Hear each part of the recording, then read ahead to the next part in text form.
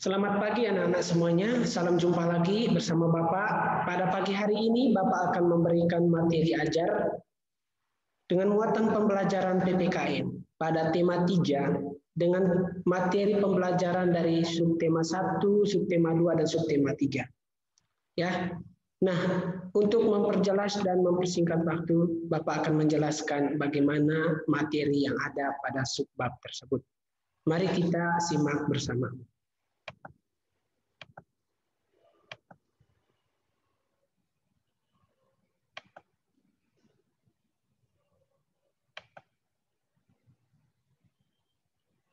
Nah, ya materinya tentang PPKN tema 3 peduli terhadap lingkungan hidup. Ini dia. Hewan dan tumbuhan di lingkungan rumahku. Yaitu pada subtema 1 dengan muatan pembelajaran PKN materi pada subtema 1 tentang hak dan kewajiban memanfaatkan tumbuhan. Tumbuhannya anak-anak memiliki banyak manfaat. Salah satunya kita bisa jadikan sebagai bahan makanan dan juga manfaatnya bagi kehidupan kita yaitu kita dapat menghirup oksigen. Tumbuhan memberikan oksigen sehingga kita bisa menghirup udara segar. Kita juga memiliki hak terhadap tumbuhan. Kita berhak memanfaatkan tumbuhan untuk memenuhi kehidupan kita. Namun, kita juga memiliki kewajiban untuk memanfaatkan tumbuhan dengan bijak. Kita tidak hanya memiliki hak untuk mengeksploitasi tumbuhan, makhluk hidup lainnya, ya, secara besar-besaran. Tapi kita punya kewajiban yang lebih besar, punya tanggung jawab yang lebih besar untuk tetap menjaga dan melestarikan tumbuhan agar terciptanya lingkungan yang baik, yang bersih, dan nyaman. Yang berikut, tanaman merupakan sebutan untuk tanaman yang sengaja ditanam oleh manusia. Ya, kalau tumbuhan yaitu dia tumbuh secara alami. Manfaat dari merawat tanaman bagi manusia antara lain menyuplai udara segar atau oksigen, serta bahan baku makanan, kosmetik, dan obat-obatan. Ya, anak-anak harus sadar ini bahwa Tuhan memberikan manfaat bagi kita. Kita harus berterima kasih dengan cara merawat tumbuhan itu dengan baik. Tanaman membutuhkan perawatan agar dapat tumbuh dengan subur.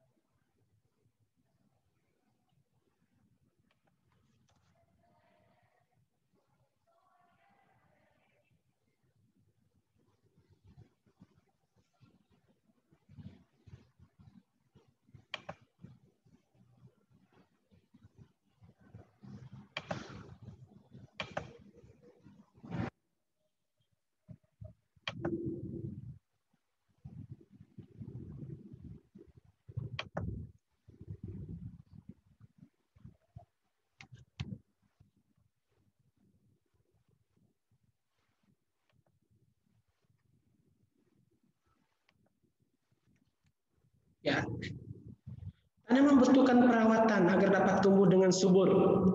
Merawat tanaman merupakan contoh kewajiban dalam memanfaatkan tanaman. Berikut beberapa contoh kewajiban dalam merawat tanaman. 1. Menyiram tanaman secara teratur di pagi hari atau di sore hari. Memberi pupuk dengan takaran yang cukup. memangkas ranting yang kering dan membersihkan daun secara rutin. Keempat, meletakkan tanaman di tempat yang memiliki pencahayaan yang cukup. Jadi kita tidak hanya menikmati keindahan dari tanaman bunga contohnya. Kita juga memiliki kewajiban untuk merawat dan menjaga baik-baik tanaman itu agar dapat tumbuh dengan baik. Menyiram dia di pagi dan di sore hari, memberinya pupuk. Kalau ada ranting-ranting yang kering, itu kita pangkas saja, dan daun-daun yang kering kita pisahkan dari tanaman itu, lalu kita buang ranting atau daun kering itu ke tempat sampah.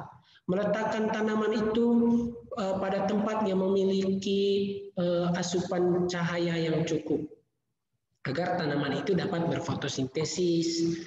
Itu. Nah, yang berikut. Ya, setelah melaksanakan kewajiban, kita boleh mendapatkan hak atas tumbuhan. Dalam menikmati manfaat tumbuhan, kamu perlu bijak. Ya.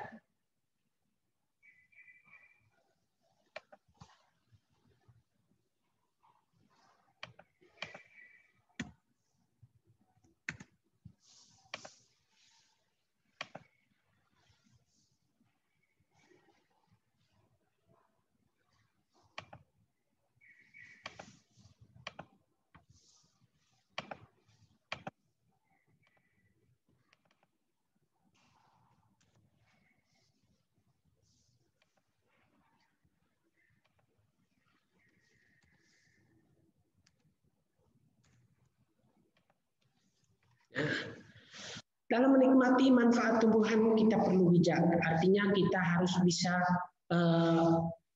menseleksi tumbuhan mana yang harus kita manfaatkan dan seberapa besar tumbuhan itu harus kita manfaatkan. Jangan sampai dalam memanfaatkannya kita terlalu berlebihan. Ya, akhirnya tanaman yang kita ambil akan terbuang percuma. Berikut beberapa contoh hak dalam memanfaatkan tumbuhan. Yang pertama, menebang tumbuhan yang sudah pantas untuk ditebang. Jadi kalau tumbuhannya masih muda, tidak usahlah kita tebang, tidak usahlah kita mengambil. Ya, tunggu dia sampai tua atau matang baru kita ambil atau kita panen. Jangan sampai nanti kita ambil hanya percuma, tidak bisa dimanfaatkan. Yang kedua, memanfaatkan buah, ranting, dan daunnya. Jadi kita tidak harus memanfaatkan buahnya saja atau bunganya saja. Kita juga harus bisa memanfaatkan bagian-bagian dari tumbuhan itu secara utuh. Ya. Kemudian yang ketiga, memanfaatkan tumbuhan untuk memenuhi kebutuhan hidup. Jadi memang hak kita yaitu bisa memanfaatkan tumbuhan untuk memenuhi kebutuhan hidup. Seperti sayur-sayuran, buah-buahan, itu menjadi salah satu bahan pokok makanan kita. Nah, yang berikut, subtema 2. Kita beralih ke subtema 2, yaitu tentang keberagaman makhluk hidup di lingkungan. Jadi, kalau kita berbicara tentang keberagaman, berarti ini berbicara tentang berbagai jenis hewan. Berbagai jenis hewan ya, bermacam-macam hewan. Ada hewan yang berkaki 2, berkaki 4. Ada hewan yang keluar pada malam hari. Ada hewan yang hanya beraktivitas pada siang hari. Itu contoh keberagaman hewan, berarti banyak jenis hewan yang akan kita bahas. Nah, pada subtema 2 tentang PPKN ini, yaitu sama, kita berbicara tentang hak dan kewajiban kita terhadap hewan. Hewan peliharaan adalah hewan yang hidup di rumah bersama kita. Ya, jika kita memiliki binatang peliharaan, kita harus bertanggung jawab atas hewan yang kita pelihara. Ya, tuh.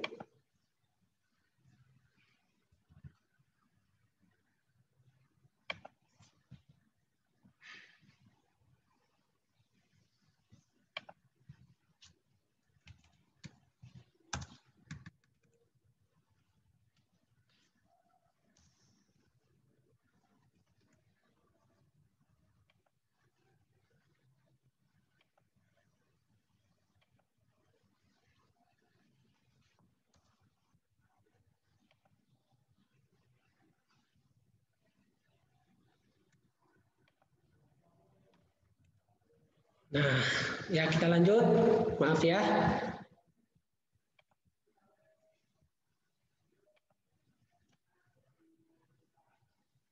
Ya, setiap hewan peliharaan memiliki hak untuk hidup dengan baik.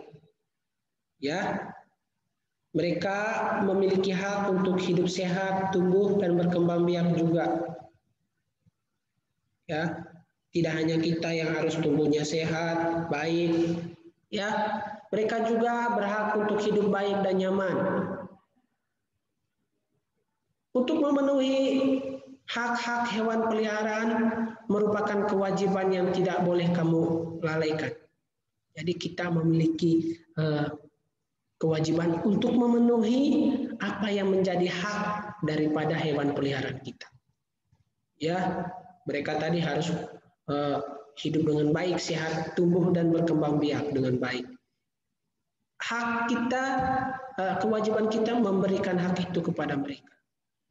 Itu baru kita bisa boleh menikmati hak kita terhadap hewan peliharaan kita. Ya, hak-hak yang kita peroleh ketika kita memelihara hewan, yaitu yang pertama dapat bermain dengan hewan peliharaan. Ya, kita senangkan kalau memiliki hewan peliharaan yang lucu dan imut, kita dapat menjadikan mereka teman bermain kita. Yang kedua, mendapatkan hiburan dari hewan peliharaan. Jujur ya, kalau kita memiliki hewan peliharaan, apalagi hewan peliharaan itu yang kita senangi, kita akan terhibur dengan kehadirannya. Kita akan terhibur dengan ketika dia bermain bersama kita. Nah, yang ketiga, terhindar dari rasa kesepian. Itu ya. Kita kalau memelihara hewan pasti kita terhibur, terhindar dari rasa kesepian. Yang berikut, selain kita harus memperoleh hak dari hewan peliharaan kita juga memiliki kewajiban terhadap hewan peliharaan kita. Yang pertama, memberi makan dan minum hewan peliharaan kita. Ini sangat penting. Jika kita tidak memberi mereka makan dan minum, mereka akan sakit dan bisa jadi mereka akan mati. Maka kewajiban kita supaya kita tetap mendapatkan hak yang disebutkan di atas, kita yang pertama kita memberi mereka makan dan minum. Yang berikut, yang kedua, kita membersihkan badan mereka, memandikannya dengan sabun yang wangi. Ya. Yang ketiga, menyediakan tempat atau kandang yang baik dan bersih. Ya. Jadi harus bersihkan kandang itu secara rutin supaya tetap sehat hewan peliharaannya. Yang berikut, mengobati hewan itu ketika dia sakit atau memberinya vaksin. Yang kelima, memberikan perhatian dan kasih sayang. Ya, mereka akan dekat dengan kita ya kalau kita juga memberikan perhatian dan kasih sayang. Pasti mereka juga akan bahagia memiliki tuan seperti kita. Yang berikut, dampak jika kita melaksanakan hak dan kewajiban terhadap hewan. Apa dampaknya? Apa akibatnya jika kita sudah melaksanakan kewajiban itu dan hak? Yang pertama, dampak jika kita lalai. Yang pertama, dampak kalau kita lalai dalam menjalankan hak dan kewajiban terhadap hewan peliharaan kita. Ya, yaitu yang pertama, hewan akan kelaparan, haus, sakit dan bahkan mati. Yang kedua, hewan akan terkena penyakit yang dapat menular pada manusia di sekitarnya. Hati-hati. Yang ketiga, hewan menjadi liar dan bisa menyakiti orang-orang di sekitarnya. Ya. Yang keempat, hewan menjadi kotor dan tidak terurus. Ya. Maka dari itu, kita harus bisa menjalankan kewajiban kita terhadap hewan peliharaan itu ya.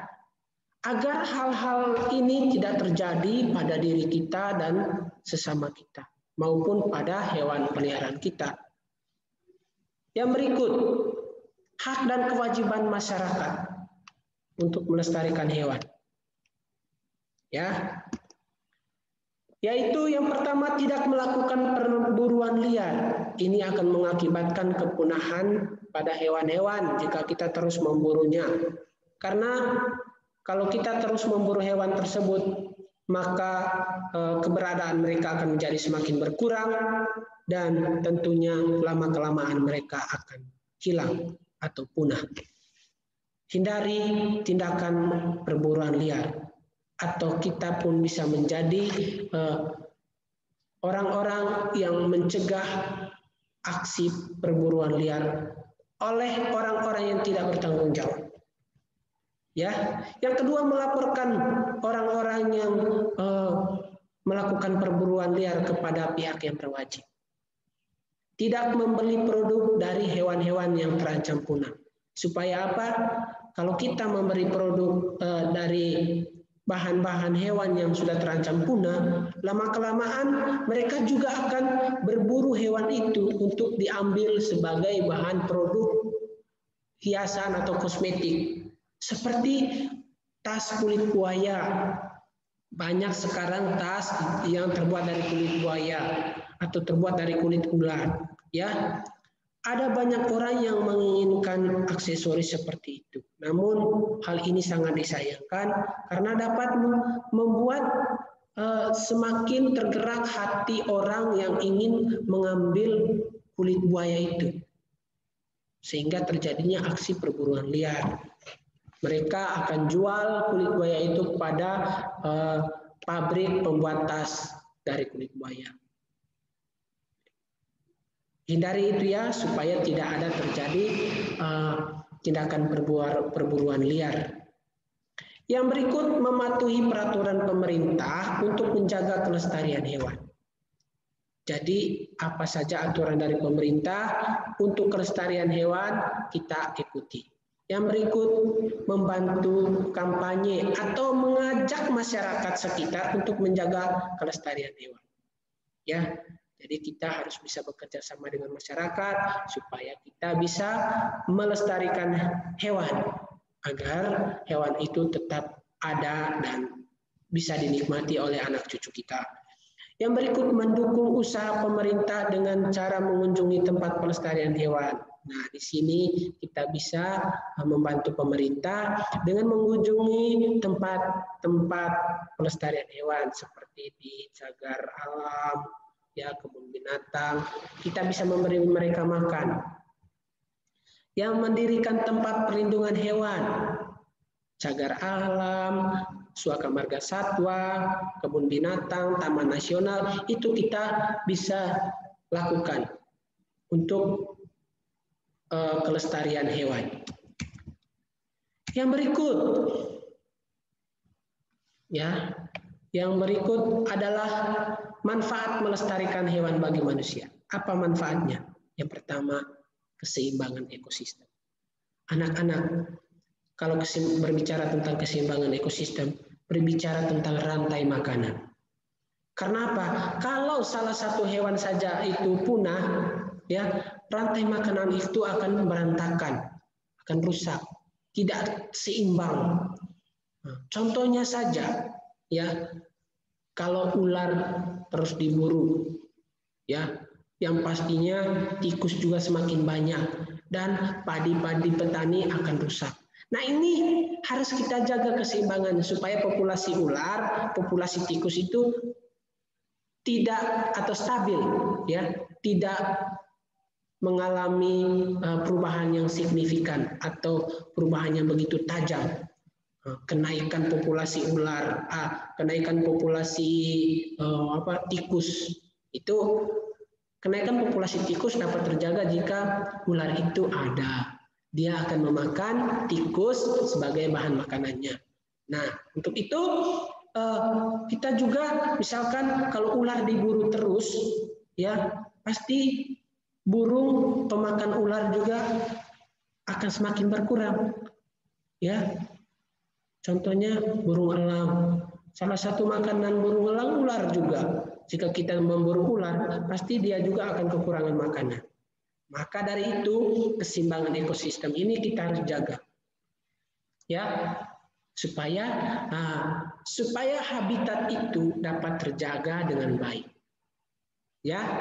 Kemudian yang kedua, melestarikan keanekaragaman hayati yang bermanfaat bagi ilmu pengetahuan dan masyarakat. Banyakkan manfaat dari hewan, ya.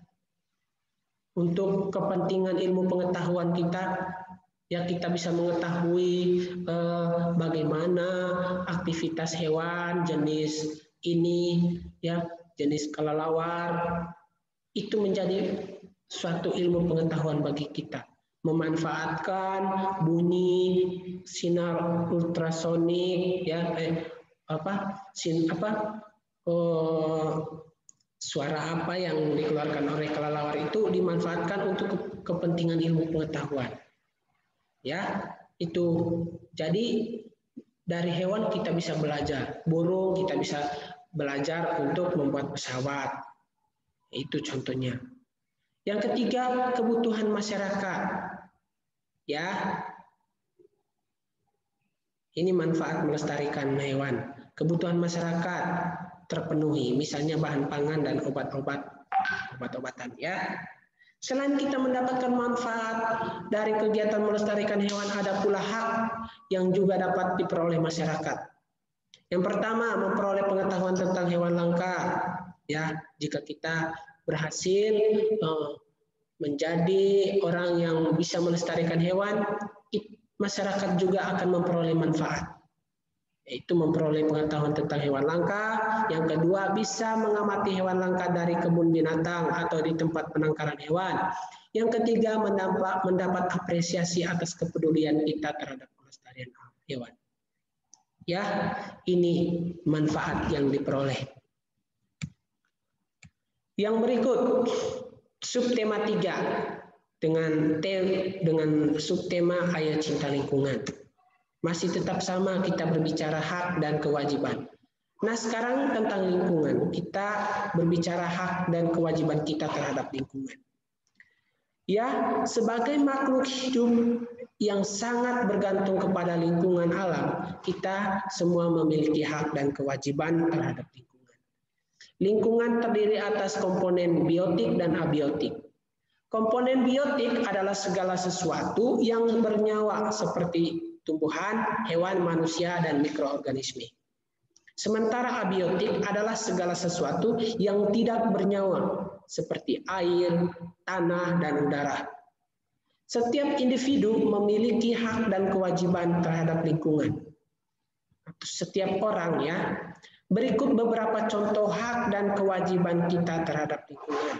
Yang pertama, hak terhadap lingkungan, yaitu menikmati udara segar dan bersih, memperoleh air bersih, memanfaatkan hewan dan tumbuhan untuk memenuhi kebutuhan pangan, memanfaatkan lahan untuk tempat tinggal, perkantoran, dan sarana-sarana pendukung lainnya. Yang berikut, bebas dari pencemaran lingkungan. Itu hak kita terhadap lingkungan. Yang berikut, hak-hak tersebut baru kita dapat nikmati setelah kita melaksanakan kewajiban kita terhadap lingkungan. Maka dahulukan kewajiban dulu, baru kita pun bisa merasakan hak yang kita peroleh dari lingkungan. Kewajiban kita yang pertama, melestarikan lingkungan melalui kegiatan reboisasi, membuang sampah pada tempatnya, menanam pepohonan di sepanjang jalan sebagai jalur hijau, menggunakan teknologi ramah lingkungan, mematikan alat elektronik yang sudah tidak digunakan. Nah, ini harus kita jaga kewajiban ini.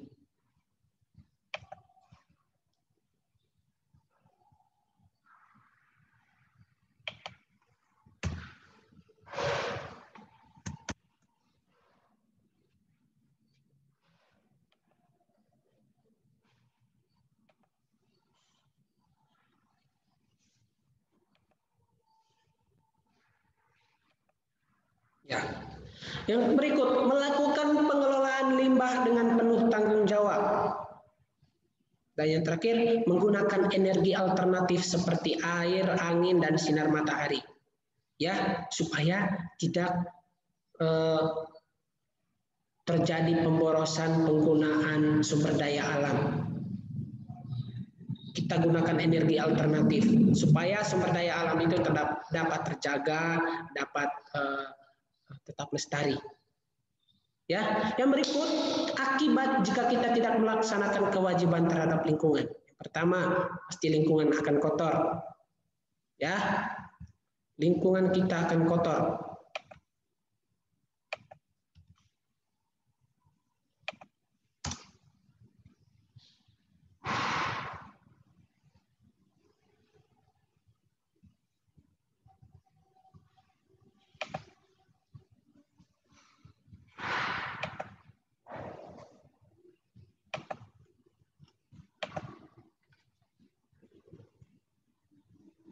Ya, timbulnya banyak penyakit akibat lalat dan nyamuk, berkurangnya cadangan air bersih, tanah longsor akibat lahan gundul, banjir akibat tumpukan sampah yang menghambat saluran air, ya, pencemaran udara, air dan tanah. Inilah jika kita tidak melaksanakan kewajiban itu, bahaya sekali bagi kehidupan kita.